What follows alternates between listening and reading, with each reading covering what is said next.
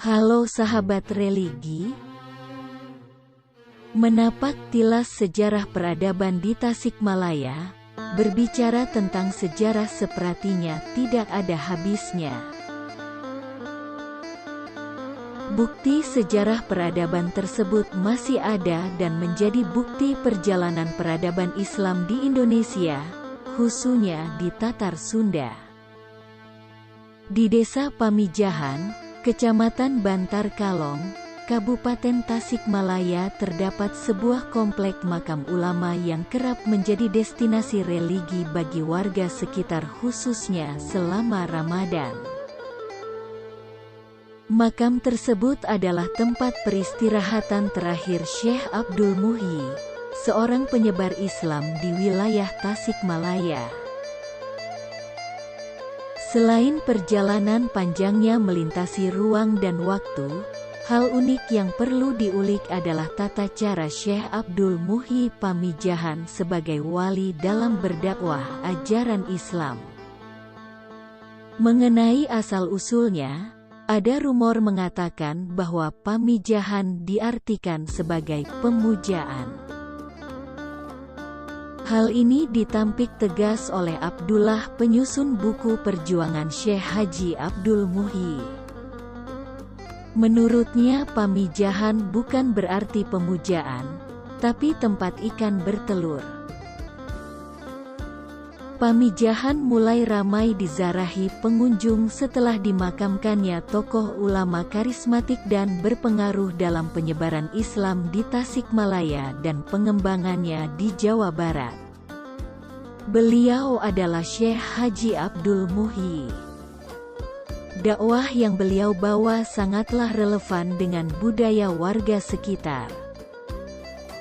Kemudian dilakukan secara perlahan dan bertahap, tidak keras, intoleran apalagi penuh kemurahan. Dengan cara seperti itu, dakwah beliau mudah diterima masyarakat. Ini mengingatkan kita pada dakwah Nabi Muhammad SAW.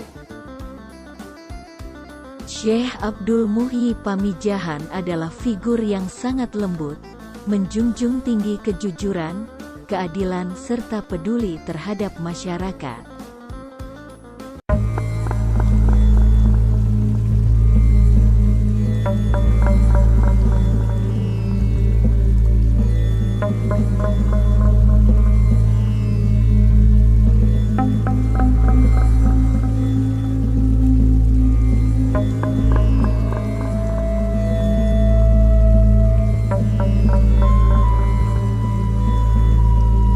Nama Syekh Abdul Muhyi sangat melekat dengan Pamijahan, yang kini masuk Kecamatan Bantar Kalong, Kabupaten Tasikmalaya.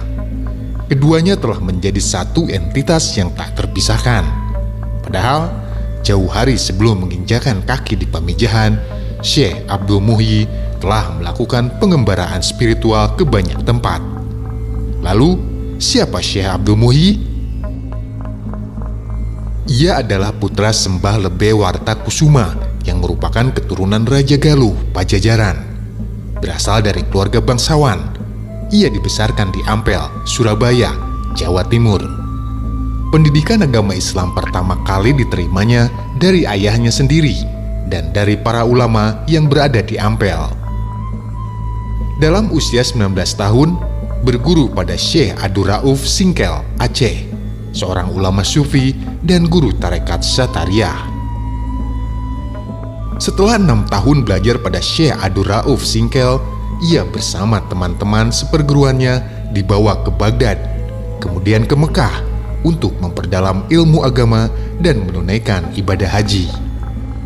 Dari Mekah, Abdul Muhyi kembali ke Ampel, kemudian melakukan perjalanan ke Dharma, Kuningan. Atas permintaan masyarakat, ia menetap di Dharma selama 7 tahun. Ia kembali mengembara dan sampai ke daerah Pamengpeuk, Garut. Abdul Muhyi menetap di Pamengpeuk selama 1 tahun, dari 1685 sampai 1686 untuk menyebar agama Islam. Kala itu, banyak penduduk menganut agama Hindu. Setelah itu ia mengembara ke Lebak Siuh, Tasikmalaya, dan menetap selama 4 tahun. Kemudian ia bermukim di dalam gua yang sekarang dikenal sebagai Gua Safarwadi, Pamijahan, Kabupaten Tasikmalaya. Islam berkembang pesat berkat kegigihan Syekh Abdul Muhyi. Pada era ini, Pamijahan menjadi kabuyutan yang menebarkan spiritualitas Islami bagi pemerintahan Sukapura. Syekh Abdul Muhyi adalah ulama paripurna. Ada beberapa hal yang membuatnya berhasil menyebarkan dakwah di wilayah Priangan. Pertama, ia memiliki jaringan luas meliputi Cirebon, Aceh, Makassar, Solo, Jawa Timur, Terengganu yang membuat namanya menjadi harum. Kedua, Syekh Abdul Muhyi adalah ulama Sineger Tengah atau moderat yang independen terhadap kekuasaan. Ia penerus ajaran Syekh Abdul Rauf Singkel Aceh yang berusaha mendamaikan ajaran martabat alam 7 yang sebelumnya cenderung panteistis dengan paham sunnah yang tetap menolak ajaran wujudiyah yang menganggap adanya penyatuan antara Tuhan dengan hamba. Ajaran yang didamaikan itulah yang disebarkan Syekh Abdul Muhyi. Ketiga, Syekh Abdul Muhyi adalah ulama yang akomodatif dengan budaya lokal. Sejauh ini, belum muncul riwayat adanya perlawanan dari masyarakat sekitar desa Karang atas dakwah Syekh Abdul Muhyi. Itu menunjukkan pemahaman mendalam Syekh Abdul Muhyi terhadap kebudayaan, sehingga orang Sunda di wilayah Priangan Timur secara tulus mengakui bahwa dialah tokoh yang mengislamkan karuhun mereka. Keempat, Syekh Abdul Muhyi adalah ulama patriotik anti penjajahan Belanda.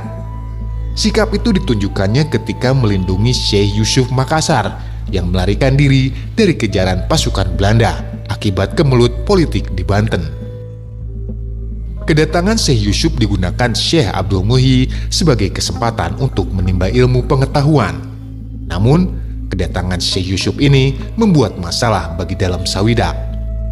Pada tahun 1683, ia ditangkap dan dibawa ke Batavia karena dicurigai melindungi pejuang dari Makassar itu.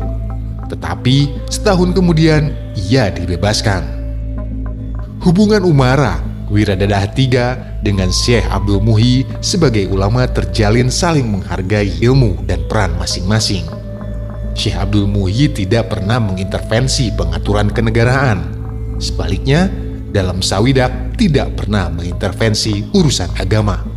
Sebagai penghormatan, dalam Sawidak menempatkan seorang putranya, Subah Manggala, untuk belajar di Pamijahan. Subah Manggala kemudian menggantikan ayahnya sebagai bupati dengan gelar Wiradadah IV atau dalam Pamijahan. Kabar tentang ketinggian ilmu Syekh Abdul Muhyi sampai juga ke telinga Sultan Mataram. Sultan kemudian mengundang Syekh Abdul Muhyi untuk menjadi guru bagi putra-putrinya di Istana Mataram. Namun, undangan Sultan Mataram itu tidak pernah dipenuhi karena pada tahun 1151 Hijriah atau 1730 Masehi, Syekh Abdul Muhyi meninggal dunia di Pamijahan.